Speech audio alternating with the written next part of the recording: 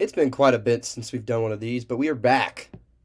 Wood Talk Sports back again with another mock draft. It has been 2 weeks since our last YouTube video, and I apologize.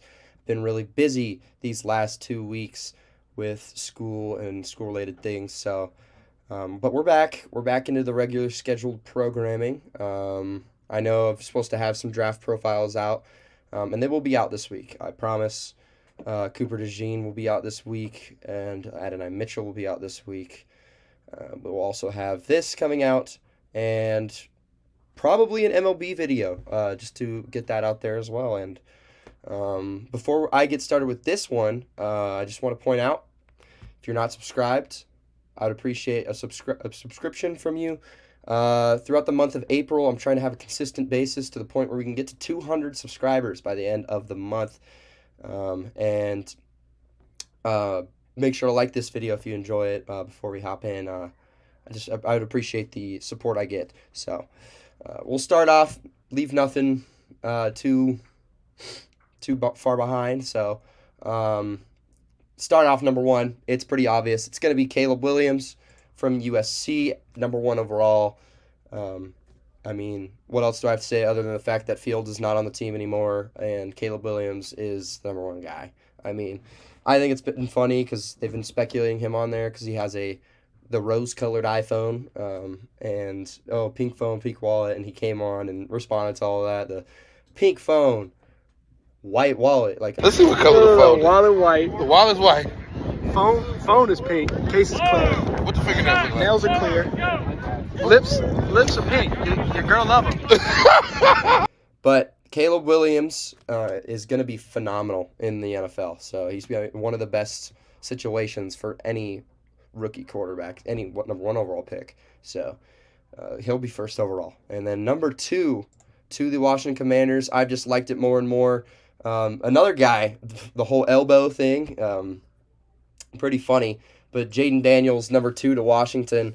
There's a clip of Brian Kelly saying he'll do fantastic in Washington. He'll make great things happen in Washington. A lot of people at the LSU Pro Day were talking about how he's going to be great in Washington. Didn't really say he's going to be great anywhere else.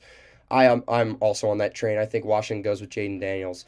And I've said it time and time again. I think he fits their game plan better with the Cliff Kingsbury offense than Drake May, even though I do like Drake May as a quarterback. I'm going to go Jaden Daniels number two, which leaves Drake May at number three to the New England Patriots. You know, some people could have been speculating that they still might go wide receiver at number three because there's Marvin Harrison Jr. But I think Drake May is a good pick for New England. They need the quarterback situation. They could always do it in round two, maybe Bo Nix in round two. But I'm going to go with Drake May, number three overall, because I think they go wide receiver in the second round. And we have three quarterbacks off the board. Now, this is where I'm going to get things interesting. Arizona, 9 out of 10, in my opinion, would go Marvin Harrison Jr. But here's the one situation where I'm not going to have them going Marvin Harrison Jr. because there is the QB needing teams. And you can look at those teams like the Vikings, who would trade up. They have 2 first-round picks. They could trade up. The Broncos, who need a quarterback. And I've been going Vikings trading up 5 to 5.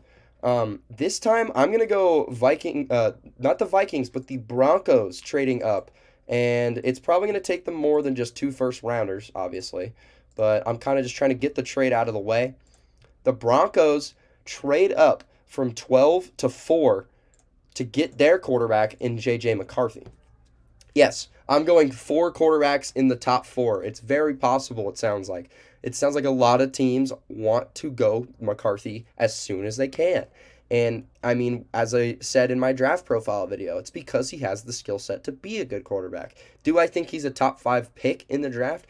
No, I don't think he should be a top 5 pick in the draft. But with the quarterback needing teams, yes, you should go and get your guy if you're that high on him. And in this case, I've got Denver going up and getting him at number 4. I just look at the other quarterbacks like Bo Nix and Penix.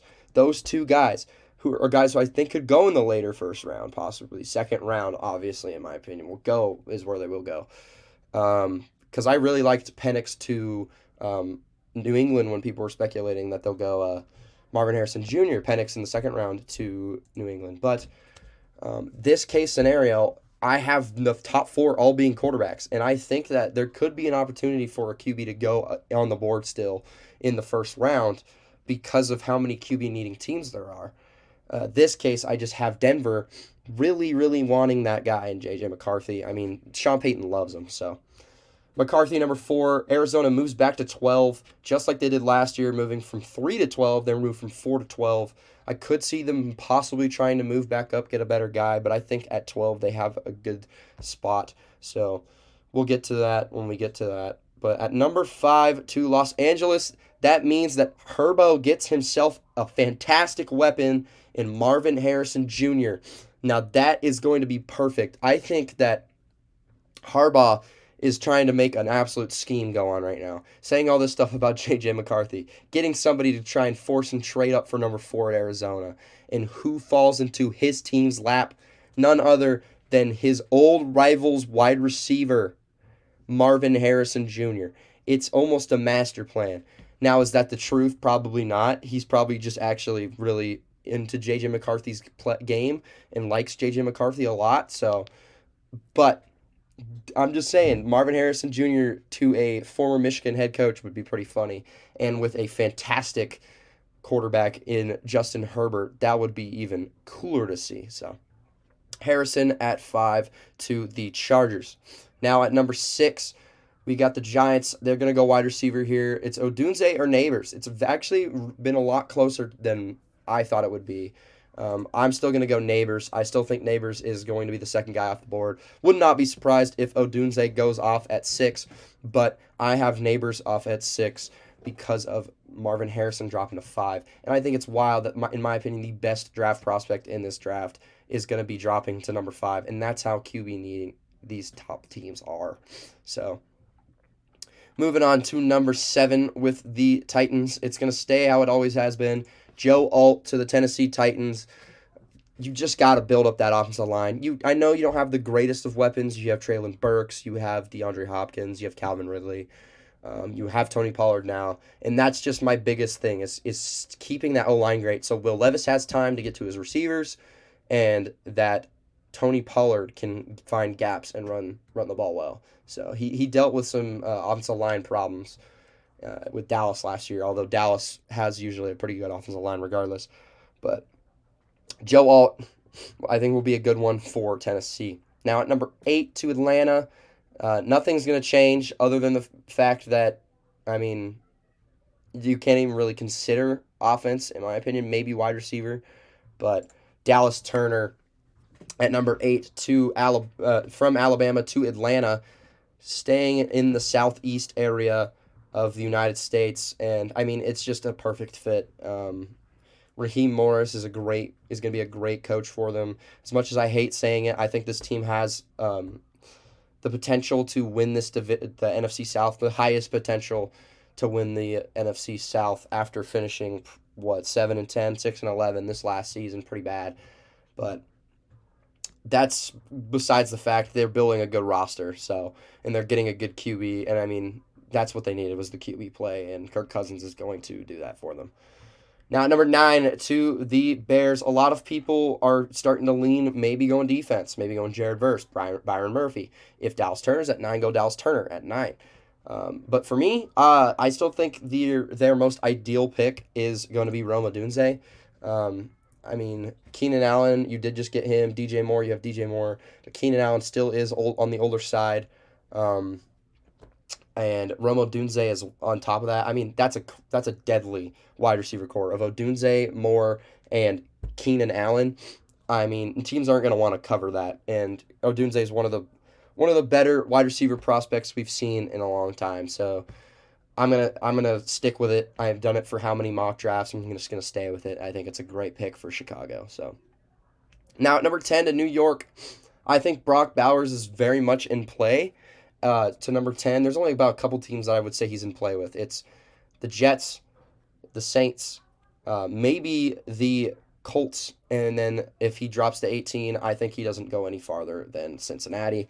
In this case, even after the 2 acquisitions of offensive tackles, I think the Jets still go offensive line Tyron Smith is only on a 1-year deal, and Olu Fashanu is a fantastic left tackle prospect. You keep Tyron Smith for a year. If he still wants to play, you can try and re-sign him. But regardless, you have Fashanu just sit behind and, maybe even get onto the field.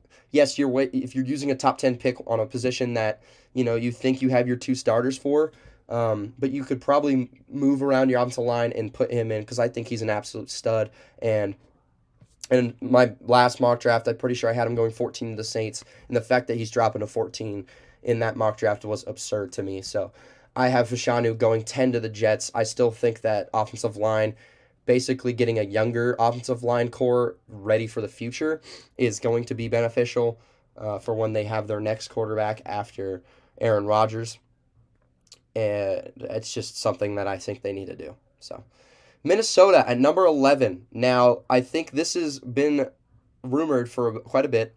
They aren't going to go quarterback at pick number 11. They do need a quarterback, though. But this has been rumored that if they stay at 11 and he's here, Byron Murphy might be their draft pick. So because of that, I'm going to go Byron Murphy for that interior D-line to the Vikings. I think you buff up the defense with that good of a player at pick number 11, and you can attack your concerns on the offensive side of the ball with quarterback somewhere else in the draft. Maybe your second pick in the first round. Maybe your next pick after that, one of the day 2 picks, you get somebody, or hell, maybe you wait day 3 and you get like Jordan Travis, who's coming off of an injury, but he was great at Florida State. That's somebody I want to see the Saints try and get in the late third day 3 picks. So Byron Murphy at 11 to the Vikings. That's actually where I had him going my very first mock draft. So it's funny to see how I'm coming full circle on that pick. Number 12 to the Cardinals now. Wide receiver is in play. I don't think if you're going to go wide receiver, you can drop back a little bit for Brian Thomas Jr. But in this case, I'm going to have them go defense. And I think it's because, where is he at? There's Jared Verse still available. I absolutely love Jared Verse. I think there's a world where he goes top 10 in this draft class. If maybe Chicago decides edge rusher is their plan and they want to match someone up who's really good with Montez Sweat. Maybe a team trades up for him anyways, because he's a great player. I think 12 is a good value for him. I think even if he gets to 16, that would be absurd. I think the Seahawks would not even hesitate on that. But that's a team that does need a safety. I just realized they do need a safety, which in one of my plans, I had them trading back quite a bit and then taking Tyler Nubin. But I think they could find a way to get him in day 2, round 2. So. But yeah, Jared Verse, number 12 to Arizona, and their offensive problems, they're going to have to solve in later of the first round or the second round. They probably will get a second round pick from Denver in that trade. So now at 13 to the Raiders, Las Vegas, you could go different ways. You go offensive line, you could go corner, you could go, edge rusher maybe, I think that it's pretty evident I'm going to stick with Quinyon Mitchell. I still think he's my favorite draft prospect at the corner position. So, group of 5, whatever, who cares? He's fantastic. Great combine, great pro day. Great Senior Bowl, just everything. I think he's a great prospect. I love watching him. And now we'll move on to 14 with the Saints. My favorite team, I've been having them go Fa'atanu, Fuaga, Fashanu. Just go an offensive tackle. That's your problem. You got to go offensive tackle. Yes, your D-line is a big concern. I think you can go solve that with the pick from Denver for the second round. But I'm just going to have to go offensive line. That's the number one problem, number one concern that I see as a Saints fan is the offensive line. So you could go Fa'atanu. I just think Fuaga can play both tackles in the NFL, and you have the concerns of Ryan Ramczyk, who may not even get to play because of all of his injury concerns, and then Trevor Penning, who's not just been not good. So in that case, I'm going to go Talisa Fuaga to the Saints, and that's a great pickup for him as he's a great blocker. So at 15 to the Colts, as I said, Brock Bowers is very much in play here. To me, is he going to go at 15? No, I'm going to stick with what I've been doing. I'm going to go defensive back. I think that is their number one priority in this draft, is getting yourself more DBs. Your defense needs to improve. I mean, you did fantastic. You exceeded expectations last year. A lot of people thought they weren't going to be that good. I wasn't one of them. I thought they would be like 7-10, 8-9, and they went 9-8. Fantastic. You had a very good season, especially with all the injuries you did. Shane Steichen, was one of my favorites for Coach of the Year. It was him, Stefanski, Ryans, and Dan Campbell. So I think you improve your defense because your offense proved they can work. They can go to work even with injuries, and your whole team can do it. So you just keep on proving. So Terrion Arnold at 15 to the Colts. Now, at 16 to the Seahawks, you go multiple ways. People still have them going interior D-line. They did re-sign Leonard Williams, I believe. I think there's one guy on the board who he's in that same area. He'll stay in that area, and it's going to be Troy Fautanu. You need a guard, and Fautanu might play tackle, but he has the 5-spot versatility that you like seeing out of a prospect. He could play left or right tackle, left or right guard. He could you could try him at center. So I think he's a fantastic value at 16. And I have him staying in the city of Seattle and being a Seahawk. So at number 17 to Jacksonville. This one has been interesting for me. I think their biggest concerns is the interior O-line and the defensive back. If they go interior O-line, I think they would probably trade back into the draft. I mean, because you look at JPJ and Graham Barton, two guys that you could see playing center. Obviously, JPJ is a center. Graham Barton's a tackle. We can see him play interior O-line. I think they would move back if they wanted to focus on one of those guys. But I don't think they move back. I think their biggest concern is still cornerback. And who am I gonna go with here? DeJean, Wiggins. It's gonna be Nate Wiggins. I just think Nate Wiggins is gonna be athletic enough. He'll be a good fit in Jacksonville. You just need to solve your corner problem. So whoever it's gonna be, it needs to be a corner in the first round. For me to say they had a good first round draft pick. At 18, he has fallen once more. It's gonna be Brock Bowers to the Cincinnati Bengals. I think this is still like my match made in heaven for Joe Burrow, a tight end like Brock Bowers, who can just do it all. I mean, he's pretty decent at run blocking. He's great at getting separation downfield. He's a tight end who is an absolute mismatch nightmare against linebackers because they can't keep up with him. Some safeties can't keep up with him. And then he's a nightmare against corners and safeties because he's just bigger than them. So I think he's a fantastic fit. Yes, you need the tackle concerns for Joe Burrow. You can attack tackle later in the draft, find one of your diamonds in the rough maybe. I think Burrow getting himself a great weapon in Bowers, especially now that T. Higgins could possibly still be traded. That is a great addition for the Cincinnati Bengals. Now with number 19, the newly retired Aaron Donald is no longer on the Rams, and that leads to my pretty big evident pick, Johnny Newton from Illinois. I think that fits their need perfectly. You match him with Kobe Turner, who, in my opinion, probably should have been first or second in Defensive Rookie of the Year. I think the Rams could have very easily swept the Rookie of the Year awards, just like the Texans actually did. I don't think Will Anderson Jr. should have won Defensive Rookie of the Year. I think it should have been Kobe Turner or Jalen Carter. And now you've got Johnny Newton and Kobe Turner. You've got two youngins who are very promising. Kobe Turner looked great in his rookie season last year, and now Johnny Newton from Illinois. So now at number 20, you have the Pittsburgh Steelers. You could go tackle or center are my two big concerns. You could go, it says QB's a need. It's not a need. You've got Russell Wilson. You've got Fields. Wilson, only a one-year deal. You might go long-term with him, they've been saying. still doesn't make sense because why would you go out and trade for Justin Fields then? I think Fields is their quarterback of the future, so you don't have to worry about the QB need. You could see them go wide receiver at 20, go Brian Thomas after trading Deontay Johnson. And although it's very tempting, I think they go out to line here because that's just to keep Russ safe.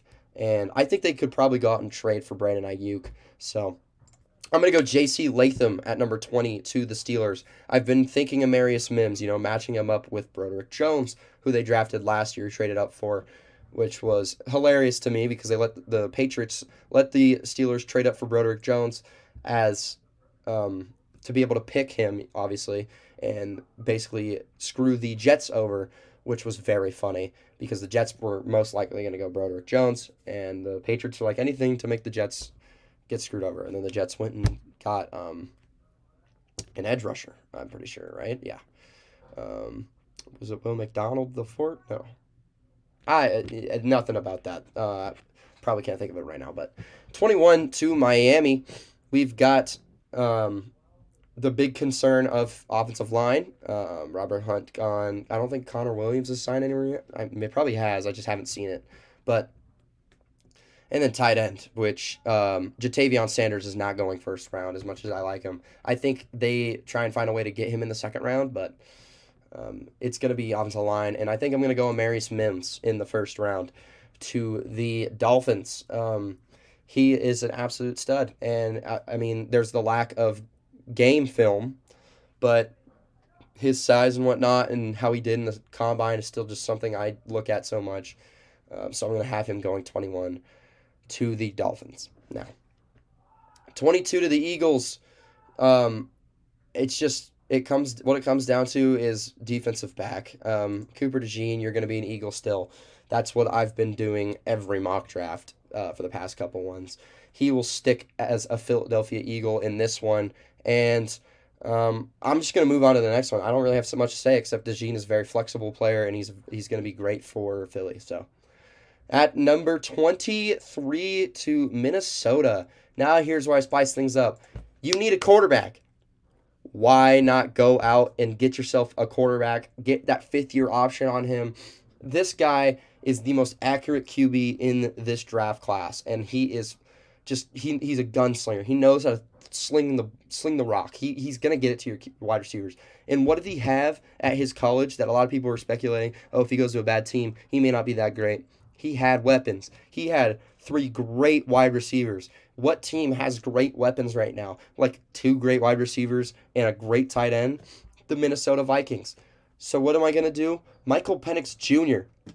is going to be going to the Minnesota Vikings at number 23. And the reason I have them doing this is because I feel like it's a perfect match for Minnesota. I think he would work fantastic under a Kevin O'Connell offense, an offense that loves to pass the ball. And that's what he did in college, is he just kept on slinging that rock, just kept on throwing the ball. You give him a very similar situation scheme-wise, and then you give him weapons. You're giving him the best wide receiver in the NFL, and he would thrive. He'd be fantastic. You got to improve on the interior O-line a little bit, I think, because the injury concern is a little bit of a question mark for Michael Penix Jr. But I still think he is probably Minnesota's best fit, as much as they most likely will go up and trade for McCarthy if the opportunity is there. I think Penix is Minnesota's best fit. So I'm going to go Penix to the Vikings at 23. That leads me to move on to the Dallas Cowboys, and since he is down here still, I think this gives me the opportunity that they can't pass up. So it's going to be Jackson Powers Johnson to the Dallas Cowboys. Solving that center position is something that I have more of a concern than the tackle position, and with that, you could see Tyler Guyton go to the Dallas. I just think JPJ is a good fit for Dallas. So, they want to keep Dak Prescott, then protect Dak Prescott. So, JPJ, 24 to the Cowboys. Now at 25 to the Packers. I had Tyler Nubin go, I think it was last time. I don't have him in the first round this mock draft. I just think there's other things they could go with. I'm going Tyler Guyton at 25 to the Packers, which kind of throws the Niners for a loop or the Ravens for a loop, because I think if they're there, one of those teams might take them. But I think that's the thing you go with is offensive line. Just beef up your O-line. You have a good young core, wide receiver core. You just got Josh Jacobs. You have Jordan Love. I mean, just protect them. That's really all you need on offense is you just need protection for your young QB. So that team is going to be very good. They're gonna turn a lot of heads this season. So at 26. To the Tampa Bay Buccaneers, I've been thinking going wide receiver because, yes, you did just re-sign your wide receivers, but they're kind of old. Mike Evans has been in the league for 10 years. So Brian Thomas Jr. is very, very possible. But with this one, I think their biggest concern is the interior offensive line. And you could go Zach Frazier. I don't have him going Zach Frazier. I still think the fact that Graham Barton is here and he has that flexibility on the offensive line, he's going to go 26 to Tampa Bay, and they'll move him around, move some guys around, and he'll be a good spot for Tampa Bay, keeping Baker safe. So that is what I'm going to do at 26 to Tampa Bay. It's going to be Graham Barton. Now at 27, you did go Jared Verse at 12. You traded away from 4. You didn't get Marvin Harrison Jr. What are you going to do? You're going to pick best wide receiver on the board, which is Brian Thomas Jr. 27 is honestly fantastic value for Brian Thomas Jr. He is an absolute stud. He's fast. I mean, Malik Neighbors, I think, showed him out just a little bit. I'm pretty sure Malik Neighbors beat him by like 0.04 or something like that, 0.05 in the 40. But both of those LSU wide receivers are great wide receivers. So Brian Thomas at 27 to Arizona. He's going to be great. Kyler Murray getting himself a weapon after losing Hollywood Brown is going to be a big thing. So 28 to Buffalo. It's not going to change still. It's Adonai Mitchell to the Bills. He is going to be a great fit under Sean McDermott and a great fit for Josh Allen. He's a wide receiver that I think is going to benefit a lot off of Josh Allen. And if they keep Diggs still, which they could possibly still trade, I don't think they will. But Diggs and Adonai Mitchell, after losing Gabe Davis, Mitchell, and then Khalil Shakir in the slot, I think that's a fantastic core for wide receivers if Diggs can get his feet under him again and, not have the fall off that he did. So Adonai Mitchell, 28 to Buffalo. Now at 29 to the Detroit Lions, I think the biggest concern is edge rusher, and Leatu Latu is still here. Sometimes I feel bad because I feel like I'm underrating him, putting him at 29 to the Lions. There's some teams that could probably go with him at earlier in the draft, but dude, he's going to be great. And the fact that he's dropping at 29, I think the medical concern in the medical history is the biggest concern for him. But he's fantastic. He proved it at UCLA that it's not that much of a problem. So putting him in Detroit too with that defensive line they're trying to build up, they do need corner, but I think Leatu Latu at 29 is fantastic value for them. So he will be pick number 29 to Detroit. Now at pick number 30, Baltimore, not going offensive line anymore because they don't have Tyler Guyton still available. They could go wide receiver here. I'm actually going to have them going edge rusher. And the edge rusher I'm going to have them going with is I still think Chop Robinson has a chance of going in the late first round. So Chop Robinson will be pick number 30 to Baltimore. And that's because you cannot rely on Baltimore's edge rushers anymore. So get yourself a young guy to start developing a young core on the edge and start developing the even dominant defense that you did just lose Patrick Queen. So what are you going to do something else? You could maybe go get Peyton Wilson, but I don't think you really need Queen because you have Roquan Smith. You could get more defensive backs on your roster and develop into more of a dime package team, a 4-1-6 look team, which is starting to become very, very common in the NFL, the nickel and dime packages. So you go instead and go get buff up your edge rush line, your defensive line. So Chop Robinson, number 30 to the Ravens. Now at number 31 to the 49ers, I still think they'll go corner over offensive line. And there is one corner after a great pro day with, a problem with his foot, with the Jones fracture in his foot. Kool-Aid McKinstry running like a 4.46, 4.44, I think it was, is going to be the best pick there at 31. Maybe the Lions go him at 29. Maybe he goes 30 to Baltimore. But I think 31 to the Niners is the best fit for him. And to wrap it up, I'm still not changing it, even though I think Ladd McConkey or Troy Franklin would probably be the last pick. I just think if there's any team still who's going to go up for this dude, it's going to be the Chiefs. So the Chiefs go Xavier Worthy, the speedster out of Texas, at 32. And that is going to be my mock draft for today. 4 QBs at the top 4. Crazy. 5 QBs total in the first round. Michael Penix Jr. getting into that first round. I just think that's a fantastic pick. You see 3 Washington players. I just wanted to point that out. But let me know what you think about this mock draft, what you want your favorite team to do, if you agree or disagree with what I said your favorite team will do. And if you enjoyed, make sure to like and subscribe. I'm trying to get back on my schedule again. I've been really busy with school, so I'm back onto the schedule. I promise. We'll have this video out. It's going to be Tuesday that this comes out, which is today. And then tomorrow we'll have Cooper DeJean out, and Thursday we'll Adonai Mitchell out. And if you guys still want me to resume that Saints franchise, I know it's been a bit, but that will probably come out on the weekend. So that's it for me today. So hope you all enjoyed, and once again, like, subscribe, tell me what you think, and also comment down your favorite prospect in this year's draft. So hope you guys enjoyed. So that's going to be it. See you next time. Peace.